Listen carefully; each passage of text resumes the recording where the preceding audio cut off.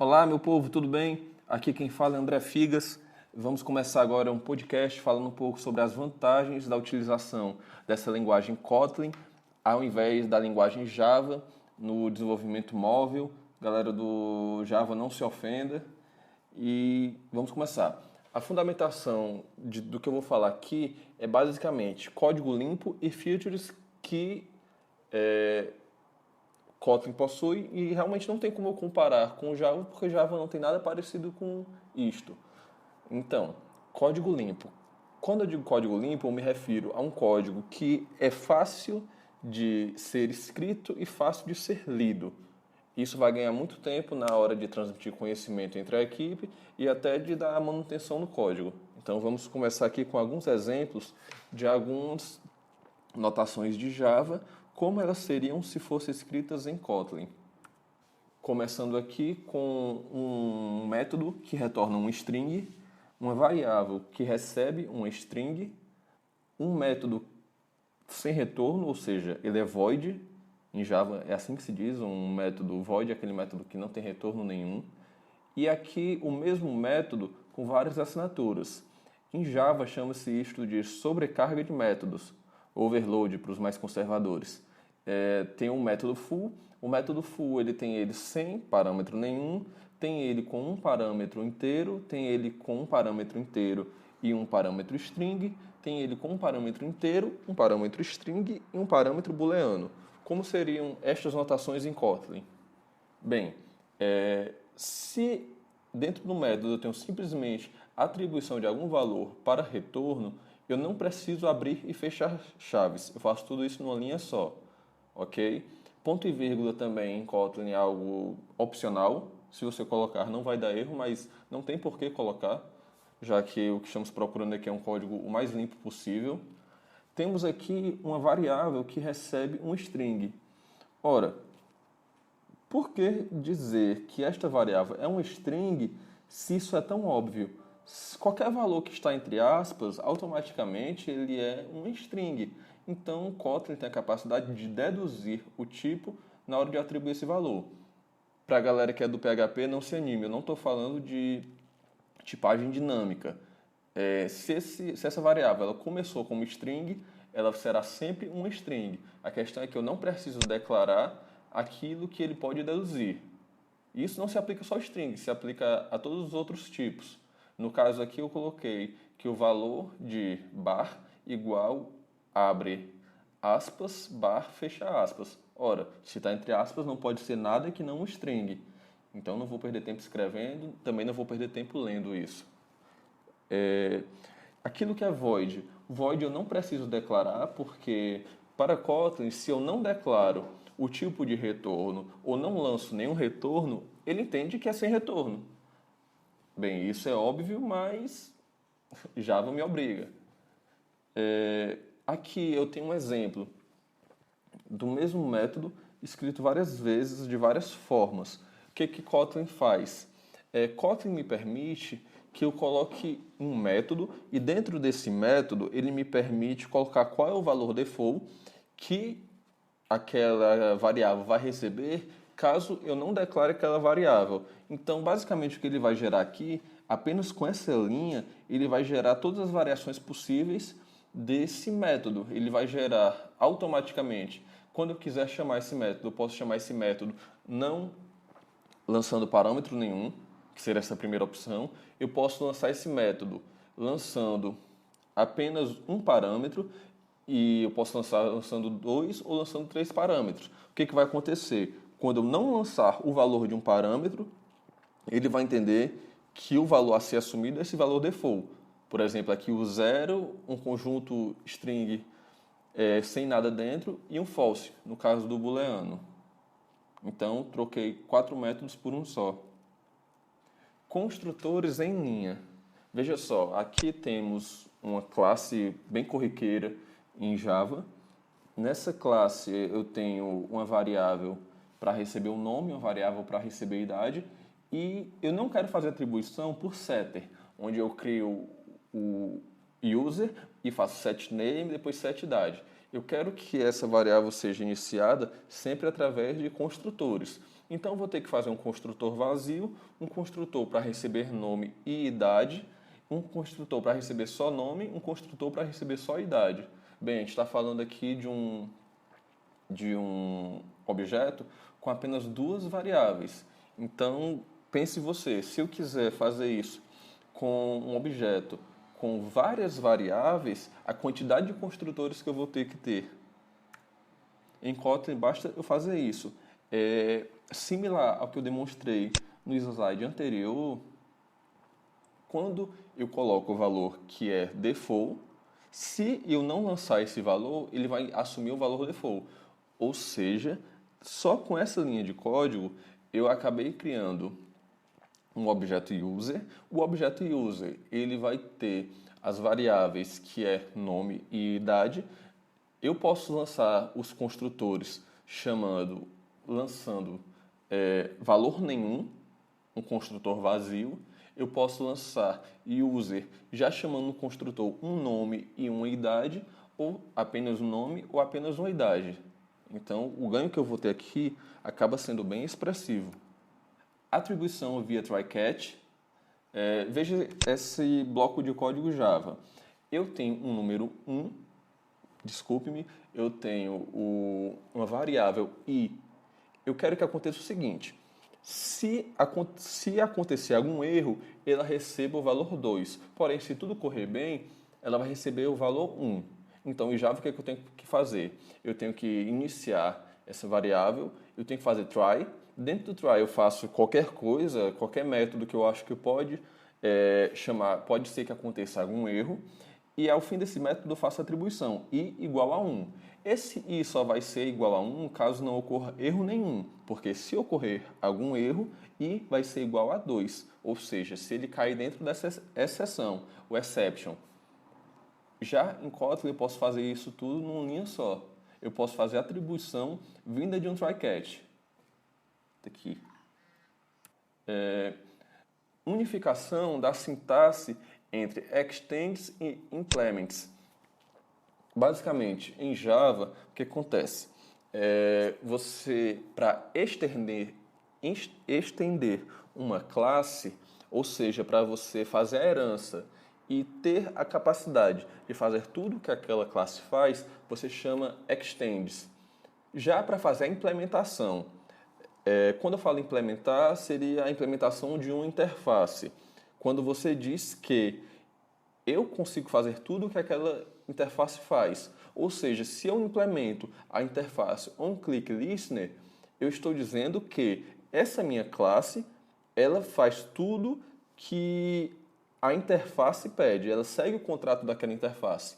No Android onClickListener, ela só vai ter um método que é um método onClick. Então, dentro dessa minha classe, eu vou ter que chamar esse método onClick. Agora vamos ver como seria isso em Kotlin. Kotlin, ele tem a inteligência de, quando você coloca dois pontos e em seguida você coloca uma classe, ele entende que você está dando extends. Já quando você coloca uma interface, ele entende que você está fazendo implements. Não se engane, aqui eu não estou dizendo que ele vai permitir herança múltipla. Não, ele não foi dessa vez. Simplesmente ele vai entender que aquilo que é classe trata-se de um extends, aquilo que é interface trata-se de um implements. Se você lançar aqui duas classes, ele já vai dar erro porque você vai estar tentando fazer a herança de duas classes, o que de forma direta não é possível. Você diretamente fazer o extends de duas classes. Criação implícita de getters e setters. Para quem não sabe, quem desenvolve em Java comumente está aí lançando variáveis de forma privada e para acessar essas variáveis faz um método chamado get. Por exemplo, numa variável name seria um getName, onde simplesmente ela retorna o valor do name, e um setName, onde ela recebe como parâmetro um name para que ela faça a atribuição de um novo nome. Já em Kotlin, sim, exatamente, é só isso. Não precisa criar getter nem setter, ele faz isso automaticamente. Inclusive, se você criar uma classe em Kotlin e você quiser chamar essa classe a partir do Java, lá na sua classe Java, quando você for fazer referência à sua classe Kotlin, Lá vai ter um getter e vai ter um setter. Por mais que na classe Kotlin não tenha sido escrito isso. É bem interessante. Restrição de escopo. Vamos ver esse bloco de código Java aqui. Basicamente, eu tenho um string bem grande, que é um texto bem grande. Nesse texto, eu vou fazer algumas atribuições, eu vou fazer algumas utilizações dessa variável name. Por exemplo, nessa primeira linha, system.out.println, len of string, name.length, o que eu estou fazendo? Eu estou imprimindo na tela o tamanho dessa string. Basta contar a quantidade de caracteres, que é isso que vai ser impresso. Em seguida, eu estou imprimindo a quantidade de elementos que foram encontrados dentro dessa string. Basicamente, o que esse método split faz é quebrar essa string em algumas outras strings baseado em um caractere que seria o separador. Se eu pensar que a vírgula é o meu separador, dentro aqui eu vou ter 5 outras strings. Então, o que eu estou imprimindo aqui nessa segunda linha? A quantidade de palavras que estão separadas por vírgulas. Em seguida, eu estou imprimindo a primeira dessas palavras, ou seja, pera. Ok, isso em Java. Repare só nesse bloco de código quantas vezes consta a palavra name. Pois é, são muitas vezes. Já em Kotlin eu consigo restringir o meu escopo e dizer que tudo que está dentro desse bloco que contém with name, no caso, tudo que está dentro desse bloco eu posso chamar como se estivesse chamando diretamente do name. Por exemplo, aqui eu fiz a declaração apenas length. Mas quem é que está chamando length? Name, porque está dentro desse escopo reduzido. Aqui eu chamei o split. Split de quem? Split de name. Aqui eu chamei split novamente, mas foi o split do name. Ok? Então restringi o escopo para que eu tenha que chamar menos vezes esse mesmo nome. Ok? Lambda. Basicamente, o que esse código Java faz? Eu tenho uma interface que é onClickListener, bem parecido que eu fiz basicamente uma cópia do que já tem no nativo do Android. E toda view ela tem a capacidade de fazer o set onClickListener. E quando você faz o set onClickListener, dentro dos parênteses como parâmetro, você precisa gerar uma nova instância de onClickListener e para essa instância você vai ter que chamar o método onClick. Ok, isso aqui funciona, é normal, mas a gente está muito preso à orientação objeto, onde o objeto é sempre o pai de tudo. Kotlin é uma linguagem orientada a objeto, mas com características de linguagem funcional. Eu te pergunto, essa instância anônima, new onClickListener, para quê? Eu não fiz nenhuma chamada para o new onClickListener, para essa instância. Ok, que dentro dela eu chamei um método. Mas basicamente tudo que eu queria aqui era chamar o método. Eu não queria chamar o new onClickListener. Essa instância anônima eu não utilizei para nada. Mas como você está muito preso à orientação a objeto quando você utiliza Java, você acaba se prendendo a isso. Você precisa criar um novo objeto apenas para que nesse novo objeto você possa chamar um método. Kotlin permite você guardar dentro de variáveis ou chamar dentro de algumas funções outras funções. Então, o que acontece aqui? Eu tenho uma variável chamada onClickListener, ok? Tanto quanto eu tenho em Java também. Porém, qual é o tipo de onClickListener? O tipo dela não é view. O tipo dela é uma função. Veja bem o que eu estou te dizendo. Eu tenho uma variável, que o tipo dessa variável é uma função que recebe como parâmetro uma view e não retorna nada. Unity é basicamente o mesmo void do Java. Quando você está utilizando uma expressão lambda, você não é capaz de ocultar o tipo. Então, se for void, você tem que colocar Unity. E é só isso. Exatamente só isso. E quando você for fazer o setter, por exemplo, você vai colocar um click listener igual, você vai abrir duas chaves e dentro desse escopo, você já está chamando o método, que vai ser um método sem retorno. E o que é esse it? It é o parâmetro que foi lançado dentro dos parênteses. No caso, quando você está utilizando um método que tem apenas um parâmetro, que no caso é essa view, esse parâmetro será o it. Então, isso que eu fiz aqui em Java, que foi imprimir o ID da view, a mesma coisa eu estou fazendo aqui em Kotlin. Eu estou imprimindo o ID da view. Que view? A view que foi lançada como parâmetro dessa função. Com isso tudo com muito menos linhas de código. O cast automático. É uma coisa bem elementar, mas que até então Java não vinha fazendo. O que acontece é o seguinte, pelo menos particularmente, sempre que eu faço uma verificação de tipo, por exemplo, eu tenho uma view, eu estou verificando se essa view é do tipo TextView.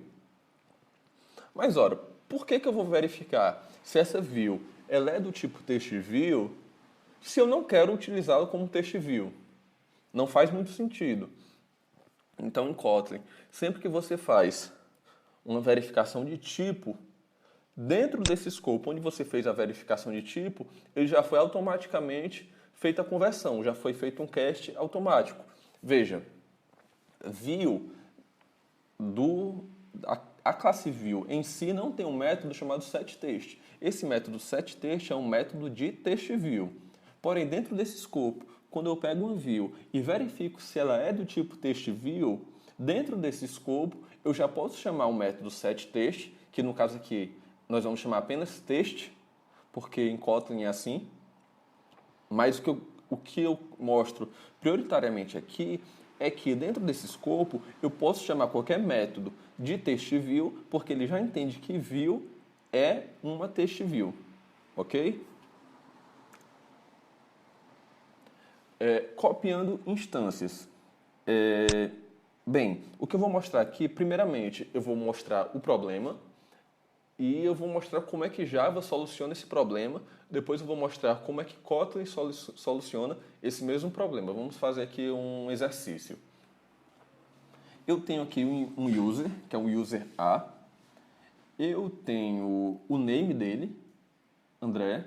Eu tenho o nickname dele, que é Figas. E eu tenho a idade dele. Ok, esquece name e nickname. Aqui eu coloquei só para confundir um pouco, para ficar mais difícil a resposta. Mas eu já estou dando essa dica. Esquece que isso não vai ser relevante. Mas ok, eu tenho a idade do user A, que é 25. E eu tenho um novo user agora, que é o user B. B é igual a A, ok?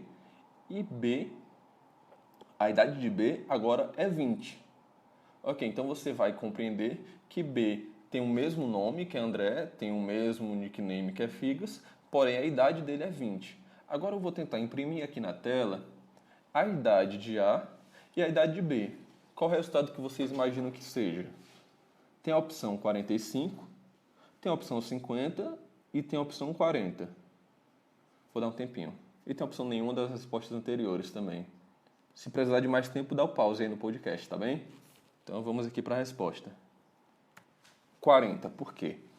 É elementar que se pense de cara aqui em 45.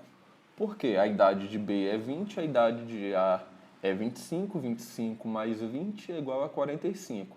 Mas o que acontece? Quando você diz aqui que user B igual a A, o user B e o A passam a ocupar o mesmo endereço de memória. Então, quando você diz que a idade de B é igual a 20, você está atribuindo 20 para a idade de B, mas também está atribuindo 20 para a idade de A. Então, 20 mais 20, 40. Ok, isso aqui é o comportamento esperado. Agora vamos ver como é que em Java você pode solucionar esse problema. Basicamente, o que você quer fazer é o seguinte. Você quer fazer uma cópia de um objeto sem alterar o objeto principal. você quer fazer modificações, você quer fazer uma réplica e modificar um pouco essa réplica sem alterar o objeto original. Ok, sem problema nenhum. Você implementa a interface Clonable e quando você implementa essa interface Clonable, você já pode chamar o método clone, beleza? Você pode chamar o método clone, porém, se você quiser fazer isso de fora desse objeto, você tem que criar um novo método seu e dentro desse método seu, você vai poder colocar como retorno um clone desse objeto. Por quê? Porque o método clone ele é um método protegido, ele só pode ser chamado de dentro da própria classe. Então, para que você possa chamar ele de fora dessa classe e ter uma liberdade maior, você vai criar um novo método que é um método público. E esse método público, ele retorna esse método que é o método protegido. Ok, sem problema nenhum. Isso é muito parecido com o que a gente faz em Java quando nós criamos variáveis privadas, mas nós permitimos acessar essas variáveis privadas através de métodos públicos, que são os getters e setters. Ok? Vamos lá, a gente tem o user, clone instance, igual a user.newInstance. Quando eu faço user.newInstance, eu tenho agora uma instância independente desse user.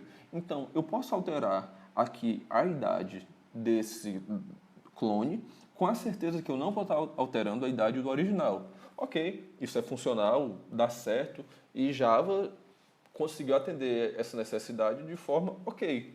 Mas a gente pode ver isso de forma um pouco mais limpa. Vejam o que Kotlin faz. Quando você coloca aqui que essa classe é do tipo tem esse prefixo data antes dela, ele acaba ganhando algumas vantagens. Por exemplo, o método copy. Quando você coloca data, você consegue fazer esse copy. Quando você gera uma cópia desse user, automaticamente você já tem uma nova instância independente. Porém, já no momento da cópia, você já consegue declarar o que você quer modificar. Ou seja, você não precisa de uma linha de código para fazer uma cópia e outra linha de código para fazer a modificação. Na mesma linha de código, você já faz a cópia e a modificação. O que eu fiz aqui? Fiz uma cópia, ou seja, eu quero um objeto com as mesmas características do original, quero um objeto independente e quero fazer uma mudançazinha. Quero dizer que a idade dele é 20. Solucionei o mesmo problema que Java solucionou, com muito menos linhas de código e de forma muito mais limpa. Vamos fazer aqui um exemplo de iteração. Isso é muito comum dentro dos códigos. Basicamente, o que eu estou fazendo aqui em Java, estou fazendo uma iteração. Estou fazendo alguma coisa que eu quero que se repita nesse primeiro exemplo por 10 vezes. Esse é um for simples. Aqui abaixo eu tenho um for que, ao invés de 0 a 10, como no primeiro exemplo, ele vai de 10 até 0. Agora, nesse exemplo aqui no canto superior direito, eu tenho um for, porém, esse for, essa variável i, ao invés de ela ir modificando de 1 por 1, porque assim, no primeiro exemplo, ela aumenta de 1 por 1. No segundo exemplo, ela diminui de 1 por 1, ou seja, ela começa com o valor x e na segunda interação ela está x mais 1, x mais 2, x mais 3. E já nesse meu terceiro exemplo, ela começa com o valor 0 e na segunda interação ele já está em 2, em 4 e em 6. Isso ela vai fazer enquanto o i for menor ou igual a 10. E nesse último exemplo, no canto inferior direito, eu tenho uma iteração que vai de 0 até 9. Porque aqui eu tenho o menor, não tenho o menor igual. Menor ou igual não tenho, eu tenho o menor. Agora vamos ver isso em Kotlin. Nesse primeiro exemplo, no canto superior esquerdo, eu tenho i, que vai de 0 a 10. Agora, no meu canto inferior esquerdo, eu tenho uma iteração reversa, ou seja, ela começa em 10 e vai baixando até chegar em 0, de 1 por 1. Eu não preciso dizer que a mudança vai ocorrer de 1 por 1. Isso ele já deduz. Se eu não colocar de quanto em quanto, ele já deduz que vai ser de 1 por 1. Como eu tenho aqui uma iteração reversa, eu vou começar com 10 e na segunda vez que o código passar por aqui, ele já vai estar em 9, 8, 7, 6, até o 0. Agora, no meu canto superior direito, eu tenho uma interação que começa de 0 e até 10, e ao invés de ir de 1 por 1, ele vai de 2 em 2. E aqui no meu canto inferior direito, eu tenho que este 0 vai de 0 até 10. Quando eu coloco until, ele não inclui o valor final, ou seja, o 10 está fora, ele só vai de 0 até 9. Particularmente, apesar da quantidade de linhas de código ser a mesma, eu acho mais limpo a forma como o Kotlin faz isso. Verificação de nulidade encurtada. Veja só, o que está acontecendo aqui. Eu tenho uma view, que é do tipo, isso em Java. Eu verifico se a view não é nula. Se a view não for nula, eu imprimo o ID da view. Porém, se a view for nula, eu quero imprimir a palavra empty. Ok, funciona. Como seria isso em Kotlin? O que é interessante aqui? Eu faço print line. Essa interrogação seguida desse ponto, em Kotlin, é chamada na documentação de else operator. Não sei se ele entende que essa interrogação parece um topete ou coisa parecida. Eu, particularmente, não entendi muito bem. Mas vamos lá. Quando eu utilizo o else operator, eu estou dizendo que... Eu sei, isso é bem contraintuitivo para quem vem do Java. Vai ser feita a verificação se o ID não é nulo. Se o ID não for nulo, eu imprimo o ID. Porém, se ele for nulo, eu imprimo a palavra empty.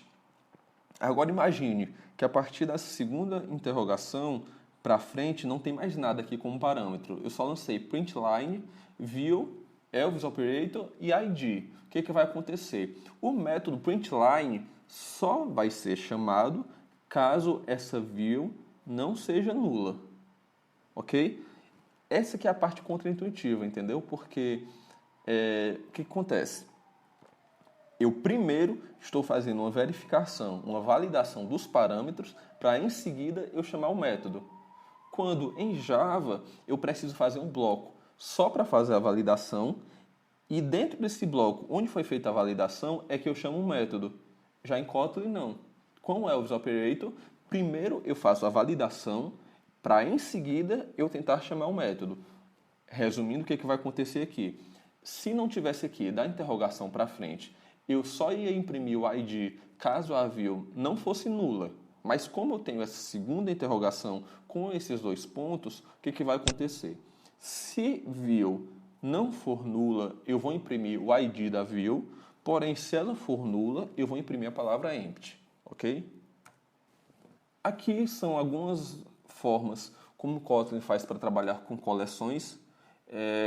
Já estou entrando aqui na parte onde eu não estou mais comparando com Java. Estou mostrando coisas que Kotlin faz, as features do Kotlin, ok? O que eu estou fazendo aqui? Nesse meu primeiro bloco de código, eu estou criando um array. Tão simples dessa forma, sim, eu estou criando um array. Aqui, nessa sequência encadeada de métodos, o que eu estou fazendo? Isto sem alterar o array original. Eu vou fazer tudo isso, mas ao final o array de cores continua intacto. O que está acontecendo aqui? Eu primeiro fiz uma filtragem. Só quero as cores que começam com a letra A.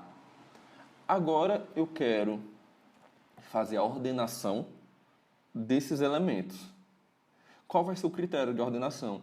Vou ordenar de acordo com a palavra mesmo que está dentro, mas eu poderia estabelecer algum outro critério caso assim eu desejasse. Mas como o it foi o critério de ordenação, o que eu tenho aqui? Eu tenho um string. Então, o critério de ordenação vai ser o critério alfabético. Ok? Eu vou criar um mapa. Dentro desse mapa, o que eu quero guardar? Eu quero guardar o elemento, mas eu quero fazer uma conversão para maiúsculos. Então, o que eu tenho aqui, de forma bem resumida? Eu tenho todas as cores que iniciam com a letra A, eu tenho elas ordenadas de forma alfabética, e o que eu quero guardar? Eu quero guardar esses elementos, porém eu quero guardar eles todos com as letras maiúsculas. E eu vou fazer aqui um for each. Com o for each eu vou percorrer todos esses elementos com esse tratamento que eu acabei de fazer. E dentro disso que eu vou percorrer, eu vou passar em cada um deles imprimindo na tela. Por isso que eu desci print line. Pois é bem resumido, isso ganha bastante tempo. Eu tenho um método group by, onde basicamente eu estou criando aqui vários grupos de elementos, que no caso aqui são strings, onde eu estou agrupando os elementos baseado na primeira letra. Ok. Eu estou guardando aqui as letras que começam com A em um canto. Eu estou guardando aqui as letras que começam com B em outro canto e as letras que começam com V em um outro canto. Agora, eu quero, desses elementos que eu citei aqui, azul, amarelo e branco, eu quero obter o menor valor deles. Mas quando eu digo menor, eu tenho que ter algum critério. Qual vai ser o critério de comparação que eu vou utilizar aqui? Bem, o critério de comparação que eu vou utilizar é simplesmente o tamanho do nome. Ou seja, aquele nome que for menor, o nome que for menor vai estar por último e o nome que for maior vai estar primeiro. Em seguida, eu estou criando aqui um mapa. Quando eu falo mapa, o que é que você vai entender? Que tem um valor, que tem uma chave, e essa chave me dá acesso a acessar um valor. No caso aqui, eu tenho uma chave, que é um número, que me dá acesso a um valor, que é um string. Basicamente, eu tenho aqui valores que são 1 ligado aqui 1, 2 ligado aqui 2, 3 ligado aqui 3. Em seguida, eu vou criar um mapa novo. Esse mapa vai ser o contrário do anterior. Vai ser um mapa onde eu tenho um string e essa string me liga a um número inteiro. Mas eu quero criar um mapa vazio. Porém, mesmo que esse mapa seja vazio, eu estou dizendo que esse mapa possui uma regra default para que se estabeleça quais são os valores dele. Ou seja, nesse método aqui, o que eu fiz? Eu disse que eu tenho aqui e o valor que vai ser armazenado nessa aqui é basicamente o tamanho da palavra que eu coloco como key. Essa foi uma regra que assim eu quis definir, mas eu poderia ter feito qualquer tipo de regra. Então, o que eu tenho aqui nessa primeira linha de código? Eu tenho um mapa vazio, mas que ele possui uma função para definir seus valores. Então, quando eu estou aqui em map e eu faço getValue e eu lanço essa string, ele vai procurar essa aqui. Mas, bem, o array não estava vazio? Ele estava vazio, mas ele tem uma regra. A regra que diz que ele vai retornar simplesmente o comprimento dessa string. Então, quando eu lanço um pedido procurando pelo valor que possui essa aqui, apesar dele não ter isso armazenado ainda, ele vai conseguir me dar um retorno. Simplesmente o que ele vai me dar? O tamanho da string. Então, map.getValue, eu procuro pela aqui 1, 2, 3, 4, 5. O valor que vai estar chaveado com essa aqui é um inteiro 5, que é o tamanho dessa string, que é a quantidade de caracteres dessa string. Aqui eu faço uma lista. Dentro dessa lista, eu simplesmente estou guardando os valores quadrados, por exemplo, 2, 9, enfim, que é 2 ao quadrado, 3 ao quadrado, 4 ao quadrado. Basicamente, estou fazendo isso. Porém, eu estou fazendo isso 10 vezes. Eu já disse a quantidade de elementos que vai ter dentro dessa lista e esses elementos vão ser populados baseado nessa função. Essa função que é definida como, quando eu tiver no índice 0, eu vou ter armazenado o valor 0 vezes 0. Quando eu tiver no índice 1, eu vou ter armazenado o valor 1 vezes 1. Quando eu estiver no índice 2, eu vou ter armazenado o valor 2 vezes 2. Assim eu estou populando os 10 valores dessa lista sem eu precisar dizer cada um. Eu simplesmente digo a regra que define os valores da lista e a quantidade de valores que essa lista vai ter. Composição de strings. Bem, o que eu quero aqui? Eu tenho uma string, sendo que nessa string eu tenho variáveis dentro dela. Em Java, o que se faz? Ok, você pode fazer aqui de forma um pouco mais complicada. Essa é a forma mais simples que Java tem para fazer isso, que é o método format, que vem de string. String.format. Eu lanço um string. Essa string ela tem alguma sintaxe que, se você quiser olhar com calma, tem algumas coisas interessantes para se ver, mas eu vou citar aqui apenas o exemplo desse %s e %d. %s quer dizer que esse valor aqui, %s, vai ser substituído por um string. %d ele vai ser substituído por um número. E novamente aqui, %d, que vai ser substituído também por um número. Então aqui eu tenho o nome André e eu faço a impressão de string format e eu faço essa sintaxe e eu lanço como valores para preencher essa string a mesma ordem que eu coloco aqui nessa sintaxe. Veja, nessa sintaxe eu tenho como variáveis dentro dessa string uma string, um número e outro número. Então, como parâmetros, eu tenho que mandar aqui um string, que no caso aqui é name, um número, que é a idade, e um outro número, que é o comprimento da string name. E o que eu estou dizendo aqui? Eu estou dizendo que meu nome é André, minha idade é 27 anos, e o meu nome tem 5 letras. Se eu fosse fazer isso aqui em Java, exato, é tão simples, mas funciona. Eu coloco aqui o símbolo dólar para chamar uma variável, que é aqui a variável name. Fiz o mesmo aqui com idade. Isso independente de qual é o tipo, se ela é do tipo... Se eu estou aqui lançando um string ou um número, eu não preciso definir. E se eu quiser fazer uma brincadeira um pouco mais elaborada, se eu não quiser chamar puro e simplesmente o valor que está armazenado na variável, eu coloco aqui essas duas chaves. Dentro dessas duas chaves eu posso brincar um pouco mais. Eu posso chamar o tamanho da string, eu posso chamar qualquer outra coisa, desde que me seja retornado um valor que vai poder ser impresso. Pois é bem mais simples. Essas features que eu vou mostrar agora são as features que Kotlin tem e Java não tem. Kotlin ele é quase livre de null pointer exception. Acho que se você não conhece null pointer exception, das duas uma, ou você não programa em Java, ou você programa em Java muito, muito, muito, muito bem. Porque isso é muito, muito, muito comum de se ver. Então, eu particularmente vi muito isso em Java. O que é um null pointer exception? Null pointer exception acontece quando você quer fazer algum tratamento de algum objeto, porém esse objeto está vazio. Um exemplo, você estava esperando receber um valor da API, ou melhor, você estava esperando receber um user da API, e você vai querer imprimir na tela o tamanho do nome do user. Porém, se lá na API ocorreu algum erro e não te mandaram o user, como é que você vai imprimir o tamanho do nome de um objeto que é nulo? O que ele vai fazer é dar null pointer exception e a aplicação cai. Em Kotlin, todo tipo ele tem uma variação dele mesmo, que é o tipo e o tipo nullable.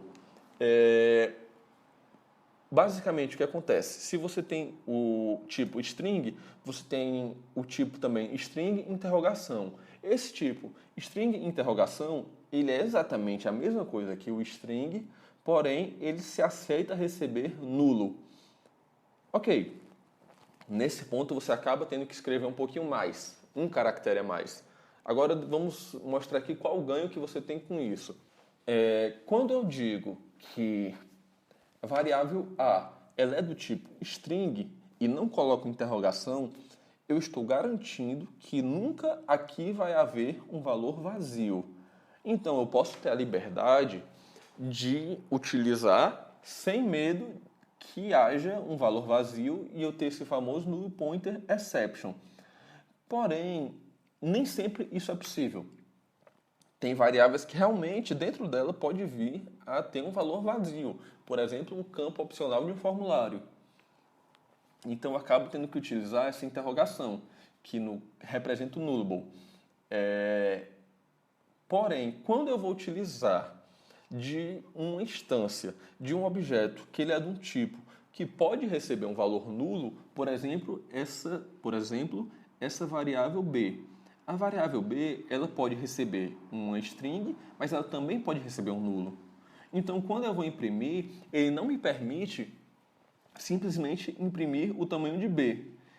Ele me obriga aqui a utilizar do else operator. Com isso, o que eu vou estar fazendo aqui?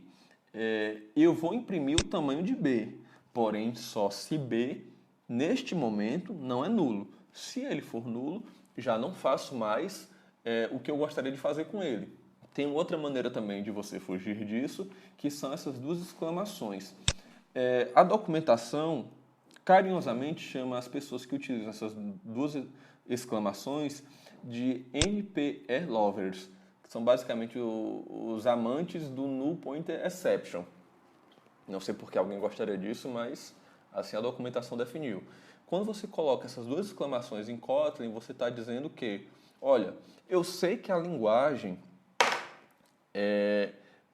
tem essa capacidade de me deixar livre de null pointer exception, mas eu quero abrir mão disso, eu quero correr o risco disso acontecer. Então, ignora qualquer coisa que eu assumo o risco. Eu não sei se isso é uma decisão muito boa, aliás, eu sei. Não é uma decisão boa. Então, não aconselho usar essas duas exclamações, mas para quem quiser, fique à vontade. When. Para quem já conhece o switch do Java, ele faz tudo que o switch do Java faz e muito mais.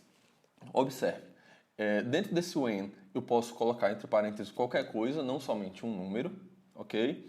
O que eu estou fazendo aqui? Se o when for 1, retorna essa string, que é one, a palavra one. Ok, Java já faz isso com o seu switch. Ok, então, tá bem. Então vamos lá.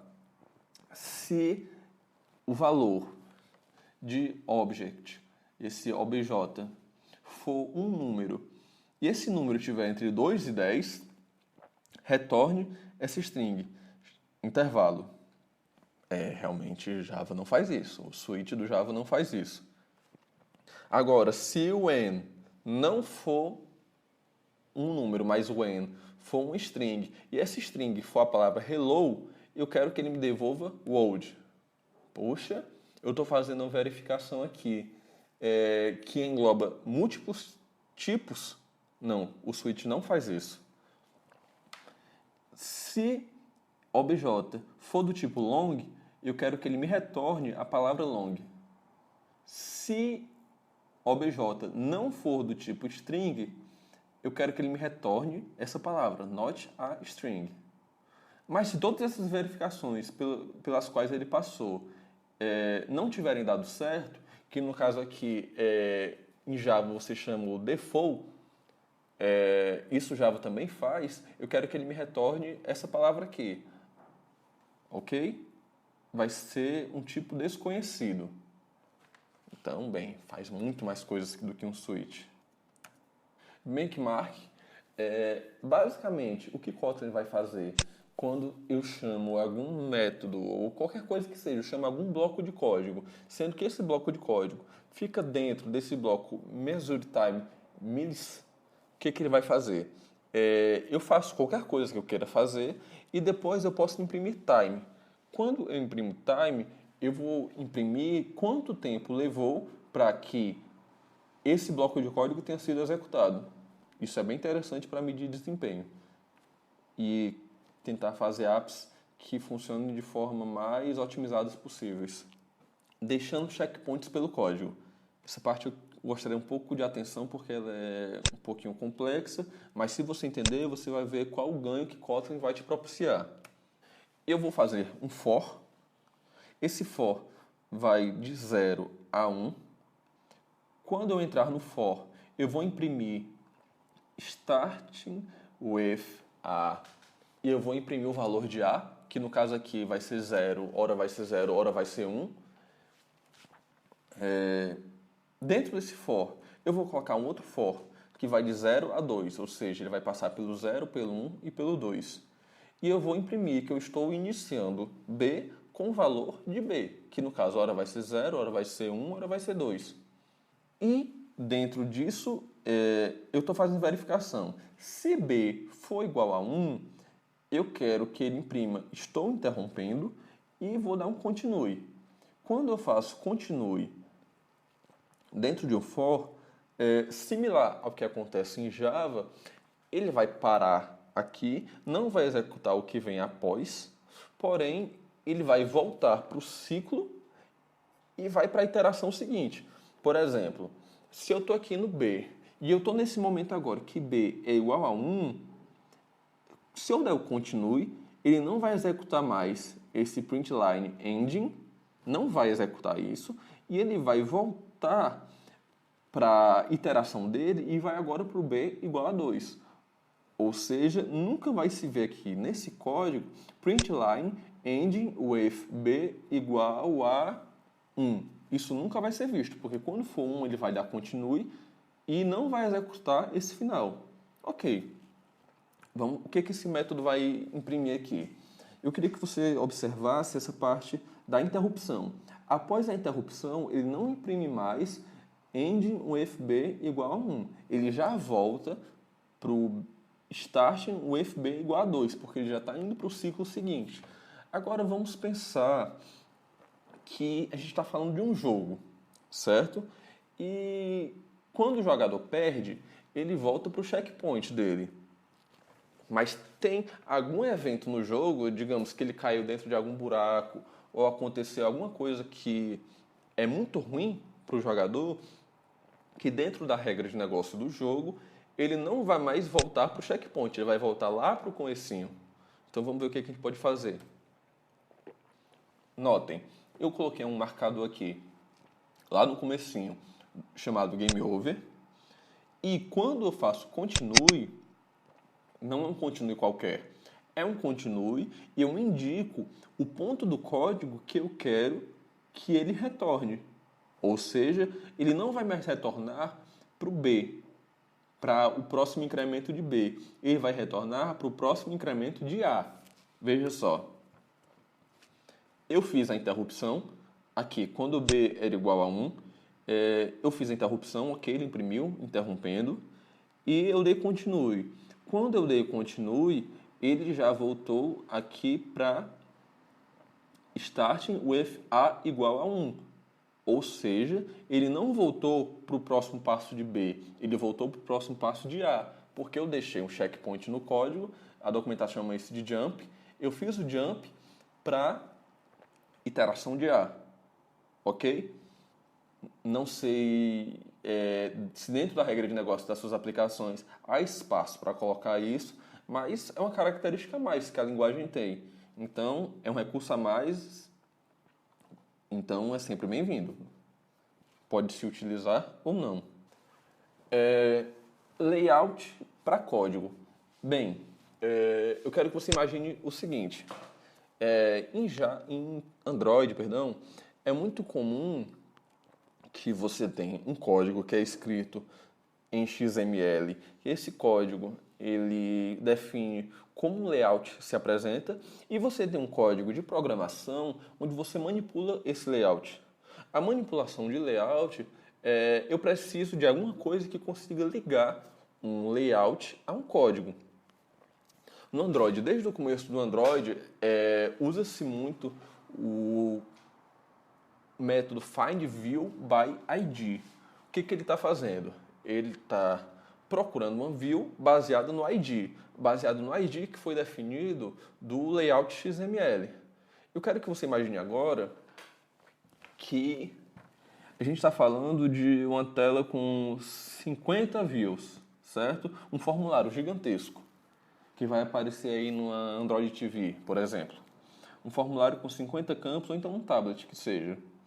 Você vai ter 50 linhas de código para as views, onde você vai colocar text view, view 1 ImageView, View2, enfim, você vai ter 50 linhas de códigos criando as fields e você vai ter 50 linhas de código fazendo atribuição, fazendo cada find view by ID.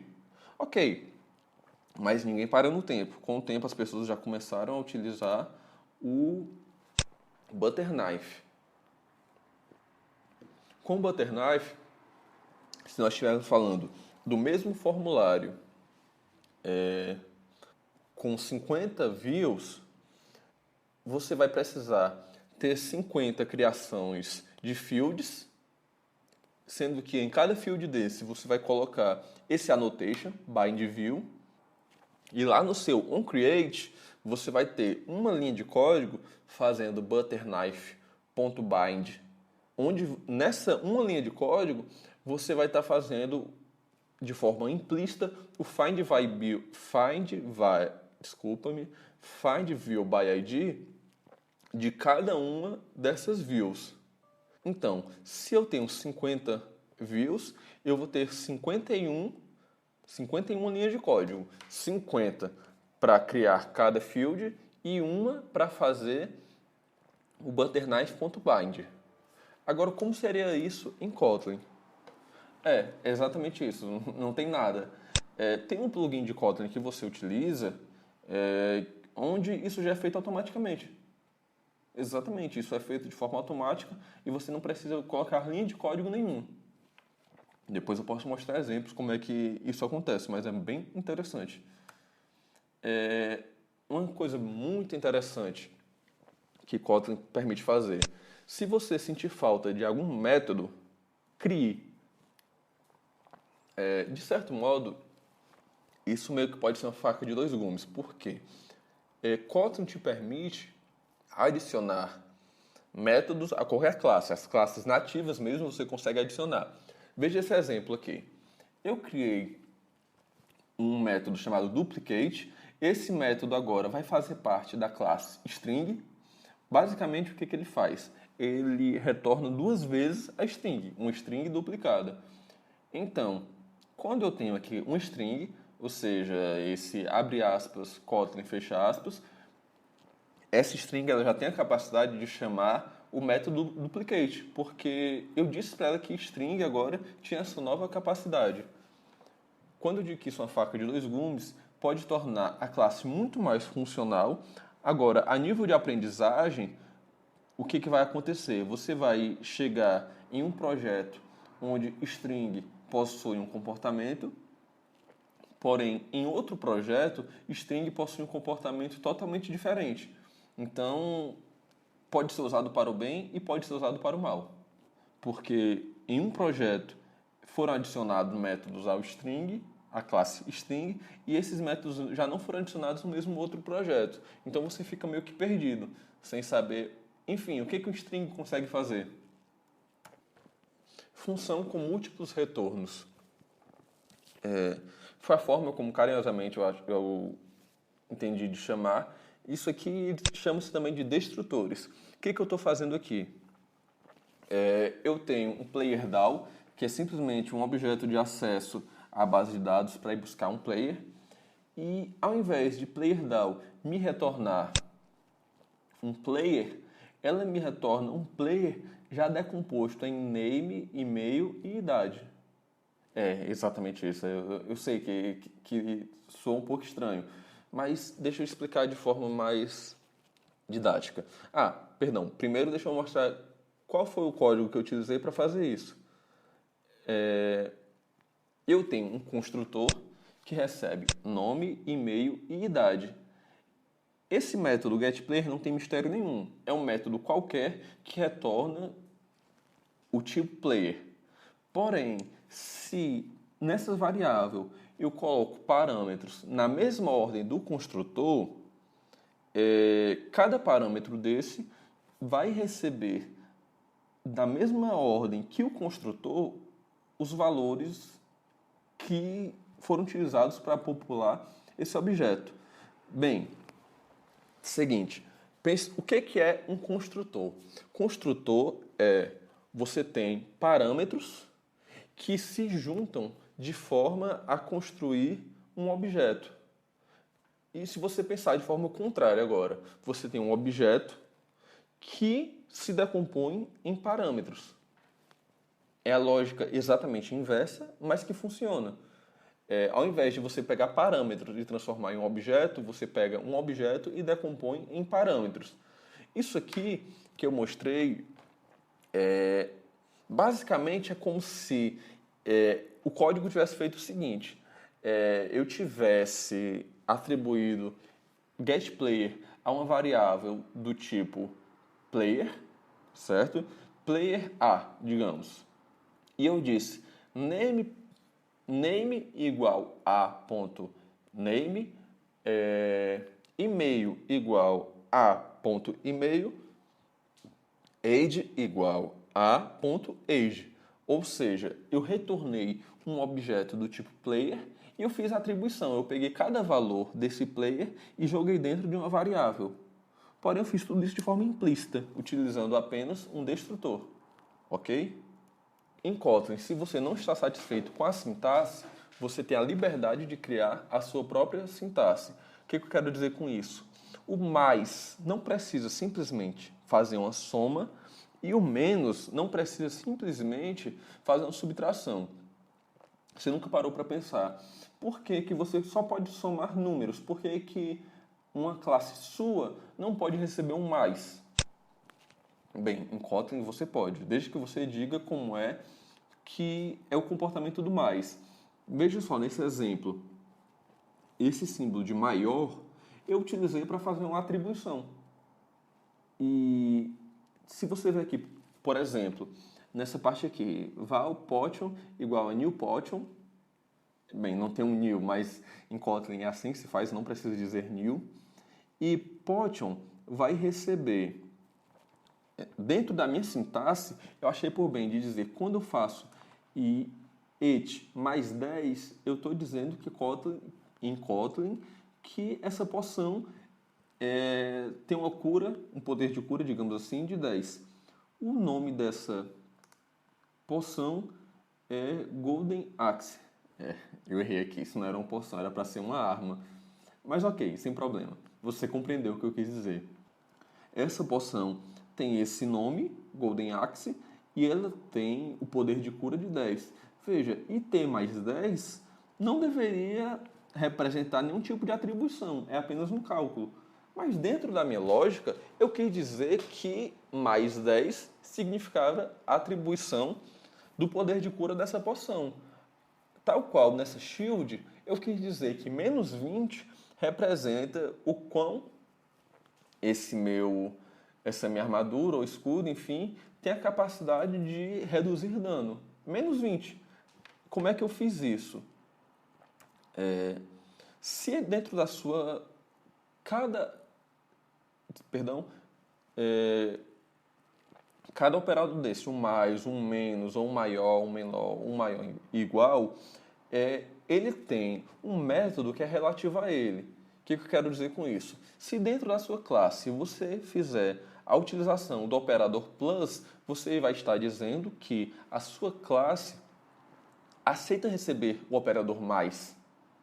Basta você fazer isso. Se dentro da sua classe você utiliza o operador minus, você está dizendo que a sua classe aceita fazer alguma coisa com menos. Então, você não tem aquela coisa presa dizendo que apenas as classes nativas vão ter a capacidade de ser operadas com mais, menos, etc. Você tem a capacidade de fazer isso. Agora, novamente, isso se torna uma faca de dois gumes. Por quê?